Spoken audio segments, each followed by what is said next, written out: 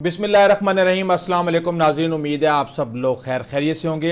मैं ये कह रहा हूँ, पाकिस्तान एक अकेली बदनसीब कौम है जो अपने बच्चों से झूठ बोलती है। आप ये सोच रहे होंगे कि ये लपाड़िया क्यों बैठा हुआ है मेरे साथ। तो इस जाली टार्जन को इसलिए रखना यहां पे जरूरी है क्योंकि ये इस धंधे का बड़ा कारीगर है और इसके बगैर ये टॉपिक मुकम्मल हो ही नहीं सकता। तो आज इसका मैं बगैर एनेस्थीसिया के ऑपरेशन करूंगा और उससे पहले मैं आपको यह बता दूं, बिल क्लिंटन के पैर छुए, बाप ने मार दिया, अब्बू ने मार दिया, माफ कर दो, भूल गए आप ये देखें, ये जो धंधे वाला है ना, ये धंधे वाला जो है, ये इतना कमाल कारीगर आदमी है कि इसने जो बारीक वारदात डाली है पाकिस्तान के खिलाफ, ये वहां पे बैठ के हमसाया मुल्क के अंदर जो नफरत और खौफ का ये धंधा कर रहा है, ये दो धारी तलवार है ये। और इसके बारे में मैं इसकी छोटी बुद्धि और छोटी जहनियत मिलके बड़ा खौफनाक कॉम्बिनेशन बन जाता है। इसके बारे में मैंने अभी बहुत कुछ रखा हुआ है, ये मैं आपको बताता हूं और इसकी भी एक वजह बताता हूं कि ये क्या आज बड़बड़ कर रहा था।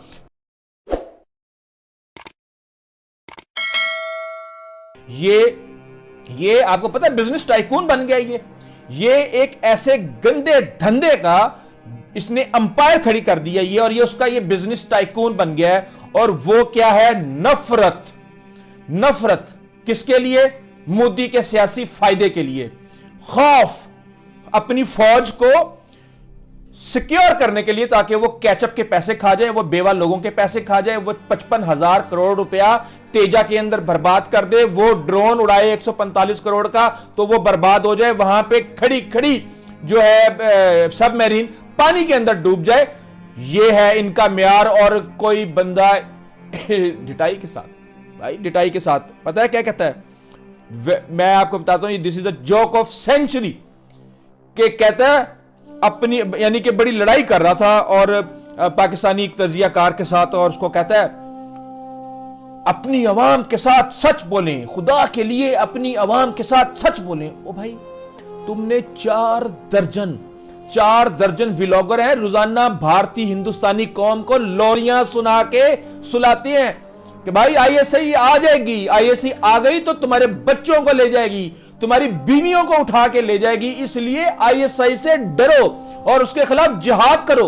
और झूठा हीरोइज्म, हम वो अजीब। मैं तो सोच रहा हूं कि हम तो क्या अपनी कौम के साथ नफरत फैला के कर रहे होंगे, जो ये खौफ और नफरत दोनों फैला रहे हैं और सियासी फायदे के लिए फैला रहे हैं, और उसको मोदी की सेना बना के उसका बेड़ा गर्क कर रहे हैं। और वहां पे 50 साल पुराना जो है काठ कबाड़ कहते हैं हम, जो घर से निकाल के हमने जो फेंकना होता है सामान, उसको हम कहते हैं काठ कबाड़ निकालो और यहां से बाहर फेंको। उस तरह के तो इनके हथियार हैं और ये हर वक्त जो है ये हमें बता रहे होते हैं कि जनाब आप ये कर लो। ओ भाई, तुम अपनी फिक्र करो, तुमने ये जो झूठ और नफरत की फैक्ट्रियां खोली हुई हैं इनको बंद करो और कोई प्रोडक्टिव काम करो। इस तरह तुम्हारा गुजारा नहीं होगा, इस तरह चीजें नहीं चलने वाली। कहता है 99 में, कई जगहों से आ चुका है मेरे पास, 99 में कारगिल हुआ और बदनसीब कौम जो बच्चों से झूठ बोलते हैं। यानी देखो यार, ये कह रहा है, ये हमें बता रहा है कि ये जो न्यूक्लियर है ना, इसका कोई फायदा नहीं है, इसका कोई फायदा नहीं है। हम कारगिल गए थे, वहां पे बम चलाओ, मोटी बुद्धि छोटी जहनियत, इतनी छोटी छोटी बातों के ऊपर नहीं। तुझे फौजी किसने बना दिया यार? तुझे डिटेरेंस के असूल का नहीं पता? तूने इंटरनेशनल रिलेशन पढ़ा है जो दुनिया को तू भाषण सुनाता है? कभी डिटेरेंस, मिनिमम डिटेरेंस को पढ़ ले, स्टडी कर ले, ताकि तुझे समझ आ जाए कि ये चीज क्या है। अच्छा, कहता है जी हम लाहौर में घुसेंगे। इनका एक तो घुसने वाला शौक जो है ना, ये पूरा नहीं हो रहा ये। और वो बेचारा अभिनंदन आया था ठोकने के लिए, खुद ठुका के चला गया और चाय शाय भी हमने उसको बड़ी पिलाई, लेकिन इनका शौक पूरा ही नहीं हो रहा। कहता है तुम बिल क्लिंटन के पास भाग गए थे। ओ बेशर्मो, तुम लोग 1948 में यूएन भाग गए थे कि भाई रोको, वरना ये पूरे उसके ऊपर कब्जा कर लेंगे, कश्मीर के ऊपर रोको इनको भाई। और उसके बाद फिर यूएन के अंदर गए और उसके बाद फिर तुम उससे भी मुकर गए। उसके बाद क्या किया?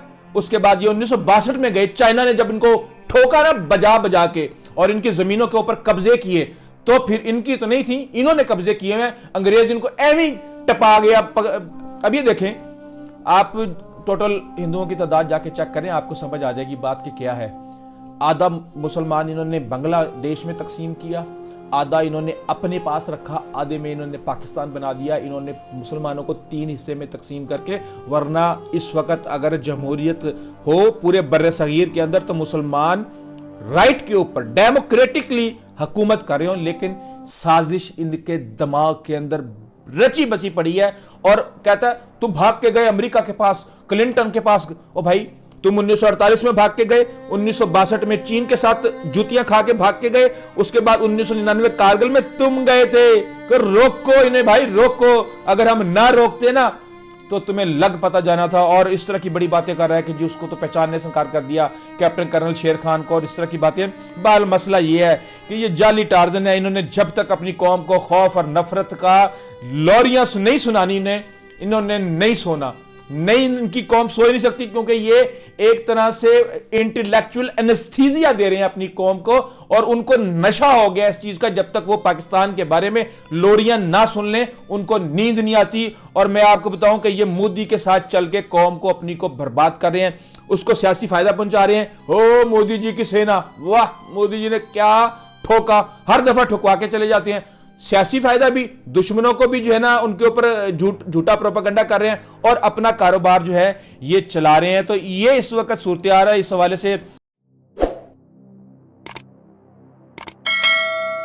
हमारा फेवरेट टॉपिक, हमारा हमसाया मुल्क बहुत ज्यादा बगलें जो हैं वो बजाते हैं। अब आपको पता है कि ट्रंप की पॉलिसी है, और वो कहता है कि जी अब हमने किराए के बदमाश नहीं रखने, बिल्कुल भी ना हमने कोई लाइबिलिटी रखनी, ना हमने किराए के बदमाश रखने। और किराए के बदमाश भी वो थर्ड ग्रेड लेवल के, जिनके आप दम है नहीं, और वो लोगों को पैसे दे दूं कि हल्की फुल्की बदमाशियां जो हैं वो हमसाया ममालिक के अंदर करवाने की कोशिश करते हैं।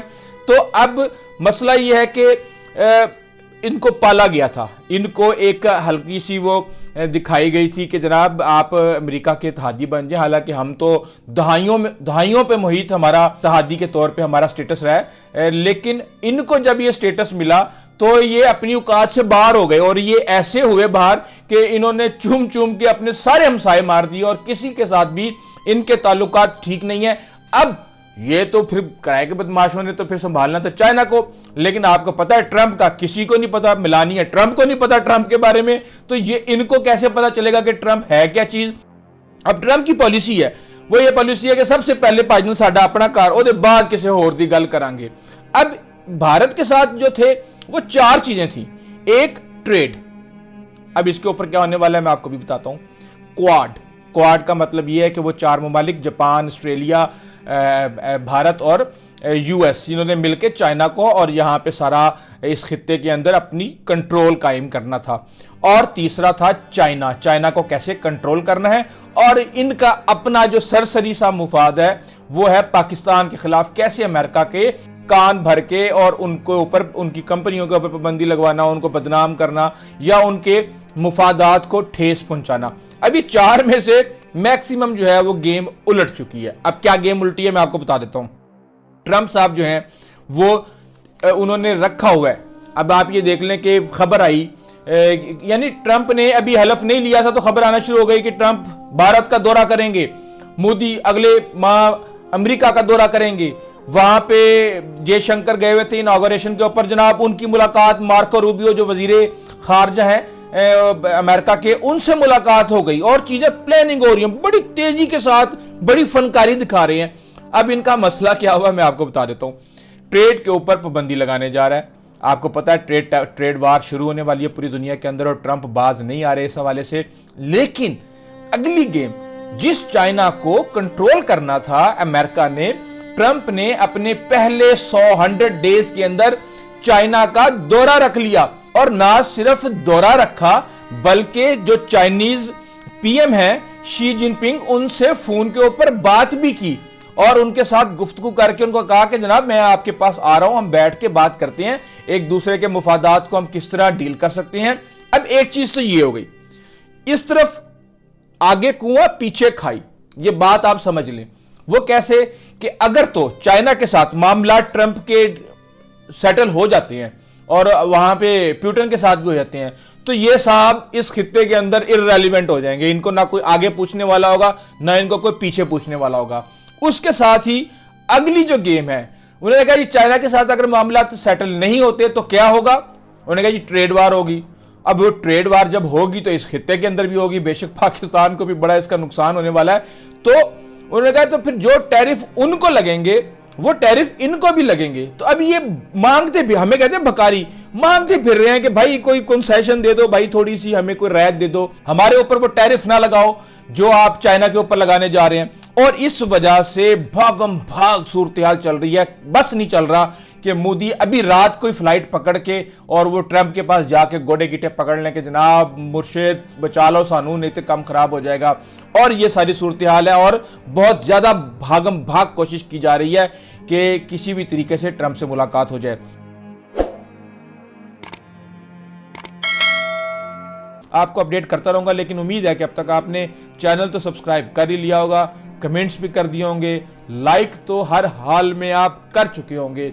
अंत तक इजाज़त दीजिए, अल्लाह हाफिज।